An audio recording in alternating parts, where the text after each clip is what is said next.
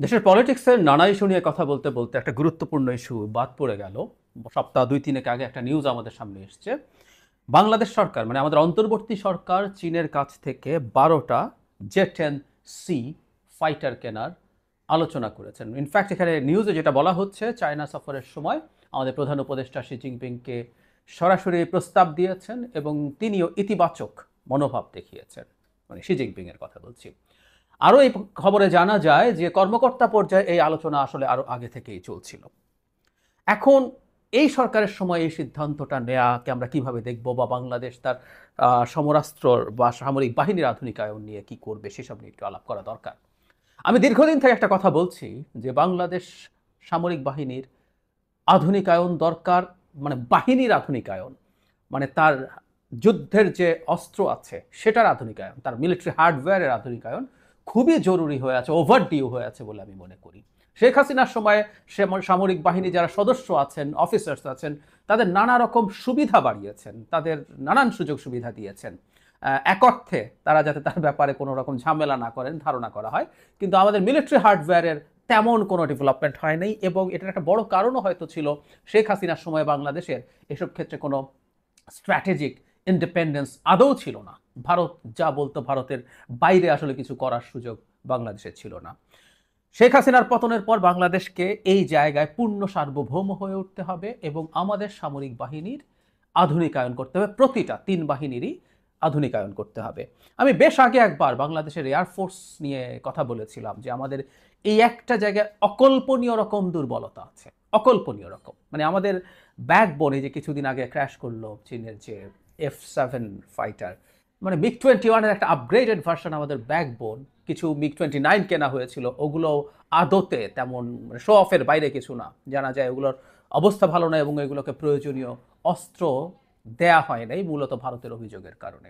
যাই হোক, এখন আমাদের আধুনিকায়ন দরকার এবং চায়নার জে-10 একটা খুবই চমৎকার অপশন হতে পারে। বিশেষ করে মানে আমরা যারা সামরিক যুদ্ধাস্ত্রের খোঁজ খবর রাখি তারা জানি, একটা হচ্ছে স্পেসিফিকেশন কি আছে সেটা দেখা, আর রিয়াল কমব্যাট সিচুয়েশনে একটা হার্ডওয়্যার কেমন পারফর্ম করে সেটাও খুবই গুরুত্বপূর্ণ। যেমন আমরা টার্কির বাইরাক্তার TB2 যে ড্রোন আছে সেটা কিনেছি।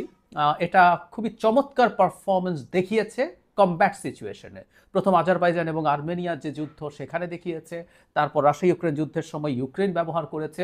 সো একটা অস্ত্র স্পেসিফিকেশন আছে, টেকনিক্যালিটিস আছে, কিন্তু যখন কমব্যাট সিচুয়েশনে সেটা কেমন করে সেটা দেখি, সেটা খুব বড় ভূমিকা রাখে। আমি এই প্রসঙ্গে একটু অপ্রাসঙ্গিক হলেও জানিয়ে রাখি, যেমন রাশিয়া T-90 ট্যাঙ্ক নিয়ে অনেক হাইপ ছিল, কিন্তু আমরা রাশিয়া ইউক্রেন যুদ্ধের সময় দেখলাম T-90 ট্যাঙ্ক কিভাবে আমেরিকা জ্যাভলিনের সামনে একেবারে নাজুক হয়ে পড়েছে, এবং তার যে অটোমেটিক লোডার সিস্টেম আছে সেটার কারণেই, এবং তার যে অস্ত্র যেভাবে রাখা হয়, মানে একটা আঘাতে তার ট্যারেট যেটা আছে যেখানে তার গানটা লাগানো থাকে সেটা আকাশে উড়ে চলে যায়।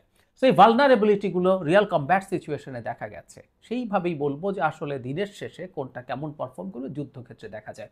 এত কিছু বলার কারণ হচ্ছে জে-10 এর পক্ষে একটা কথা বলা, সেটা হচ্ছে জে-10 একটা রিয়াল কমব্যাট সিচুয়েশনে অসাধারণ পারফর্ম করেছে। পাকিস্তান ভারতের ক্রাইসিসের সময় অন্তত একটা ভারতের রাফাল, মানে জে-10 একটা 4th generation multi role fighter, রাফালও তাই। রাফাল ইভেন কেউ বলেন 4.5 জেনারেশন, এবং যেহেতু ওয়েস্টার্ন একটা ফাইটার, এটা মোর অ্যাডভান্স চাইনিজ টেকনোলজি চাইতে এই ধরনের একটা পারসেপশন আছে, তো সেই ফাইটার ডাউন করেছে পাকিস্তানের জে-10। একটা রিয়াল কমব্যাট সিচুয়েশনে জে-10 একটা ওয়েস্টের খুবই সুনাম আছে এরকম ফাইটারকে ডাউন করেছে। যদিও এর মধ্যে আরও আলাপ আছে, পাকিস্তানকে চায়না সম্ভবত তার অন্যান্য লজিস্টিক্স লাইক তাকে গোয়েন্দা তথ্য সহ আরও অনেক কিছু দিয়ে রিয়াল টাইম হেল্প করেছে, তার কমান্ডেও হেল্প করেছে, এই আলাপ আছে। যাই হোক, যেহেতু ওটা করেছে রিয়াল কমব্যাট সিচুয়েশনে জে-10 বেটার পারফর্ম করেছে, এবং সমপর্যায়ের একটা ফাইটার 4th জেনারেশন আমরা যদি ইউরোপ বা আমেরিকা থেকে কেনার চিন্তা করি, তার তুলনায় অনেকটাই সস্তায় জে-10 পাওয়া যাবে। সুতরাং জে-10 আমাদের জন্য একটা ভালো এডিশন হতে পারে, এটা প্রাথমিকভাবে আমরা মনে করব, বা আমরা যাই কিনি না কেন কিনতে পারি। এই আলাপটা অন্তর্বর্তী সরকার শুরু করেছে, এই আলাপটা চলুক, কিন্তু এই সিদ্ধান্তটা পুরোপুরি আসলে অন্তর্বর্তী সরকারের সময় হওয়া উচিত কিনা এই প্রশ্নটা করা যায়। এটা একটা অন্তর্বর্তী সরকার, সুতরাং এই অন্তর্বর্তী সরকার আমার মনে হয় এটা খুবই পলিসি ডিসিশন। এই ডিসিশনটা পুরো তার সময় নিয়ে নেওয়া বা তার সময় এটা হয়ে যাওয়া উচিত বলে আমি মনে করি না। আমাদের যে নির্বাচনের পরে যে গণতান্ত্রিক সরকারটা আসবে সেই গণতান্ত্রিক সরকারই এই সিদ্ধান্তগুলো নেওয়া উচিত হবে এবং সেই পর্যন্ত অপেক্ষা করতে হবে। এবং আমি চাই আবার একই সাথে যে প্রসেসটা শুরু হয়েছে, প্রসেস তো কন্টিনিউ করতে সময় নেয়, সুতরাং এই প্রসেসটা কন্টিনিউ করুক। আমরা কী ধরনের স্পেসিফিকেশন চাই, কী ধরনের স্পেসিফিকেশন আমাদেরকে দেওয়া হবে, সব কিছু মিলে এই আলাপগুলো চলতে থাকুক। কী ধরনের দামে আমরা কিনবো, সেইগুলো কীভাবে পরিশোধ করবে, আলাপ চলতে থাকুক।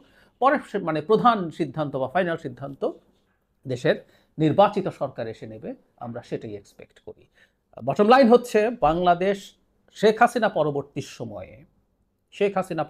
সময়ে তার মিলিটারির ক্ষেত্রে স্ট্র্যাটেজিক সভারেন্টি নিশ্চিত করে আগাতে হবে। কোনো যদি কিন্তু নাই। সামনের পৃথিবী খুবই ভলেটাইল হয়ে উঠছে।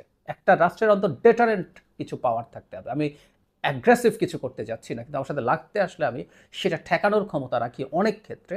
এবং বর্তমানে পৃথিবীতে বিরাট শক্তিশালী দেশের বাইরেও এমন সব যুদ্ধাস্ত্র আছে যেগুলোর মাধ্যমে আসলে অনেক কম খরচে একটা মানে অর্থনৈতিকভাবে তুলনামূলকভাবে ছোট দেশ, দুর্বল দেশ, শক্তিশালী একটা দেশের বিরুদ্ধে দাঁড়াতে পারে। আমাদের খুব দ্রুত এই ব্যাপারগুলোর ব্যাপারে সতর্ক থাকতে হবে। এবং আমি আগেও একদিন বলেছি, আবারও বলি, আমাদের সামরিক বাহিনীর সদস্যদের উচিত হবে তাদের সুযোগ সুবিধার ব্যাপারে অনেক বেশি বার্গেইন না করে বাজেটের একটা বড় অংশ যেন আমরা আমাদের এই হার্ডওয়্যারের পেছনে খরচ করতে পারি, সেই ব্যাপারে তারা সহযোগিতা করেন। শেখ হাসিনার যে শয়তানি ছিল, সেই শয়তানি থেকে আমাদের বেরিয়ে আসতে হবে। আমরা আমাদের বাহিনীর শক্তি বৃদ্ধি করব। এই জায়গায় তাদেরও খানিকটা বা বেশ খানিকটা তাদের মানসিকতার পরিবর্তন আনতে হবে। আমি বহুবার বলেছি, আমরা একটা গরিব দেশ বা মধ্য আয়ের দেশ, যেভাবে বলি না কেন, আমাদের সব কিছু নিশ্চিত করার পরও ব্যক্তিগত যে আরামায়েশ, ব্যক্তিগত যে সুযোগ সুবিধা, সেগুলো আমাদের সামরিক বাহিনীর খানিকটা কমই হবে। এই স্যাক্রিফাইসটা আমাদের স্বাধীনতা এবং সার্বভৌমত্বকে স্ট্রঙ্গার করার জন্য হেল্প করবে আমি আশা করি এবং আমি বিশ্বাস করি, সত্যিকার অর্থেই বিশ্বাস করি। কারণ শেষ মুহূর্তে আমাদের সামরিক বাহিনী যে শেখ হাসিনা থেকে গেলে তাদের অনেক বেনিফিট আরও বাড়াতে পারতো, তারপরও তারা শেখ হাসিনার বিরুদ্ধে দাঁড়িয়েছিলেন। আমি আশা করি যে তারা এই ব্যাপারগুলো মেনে নেবেন এবং আমাদের এই আধুনিকায়নের ক্ষেত্রে, আমাদের বাজেটের অ্যালোকেশনের ক্ষেত্রে তারা খুব বেশি বাধা দেবেন না বা কোনো বাধাই দেবেন না।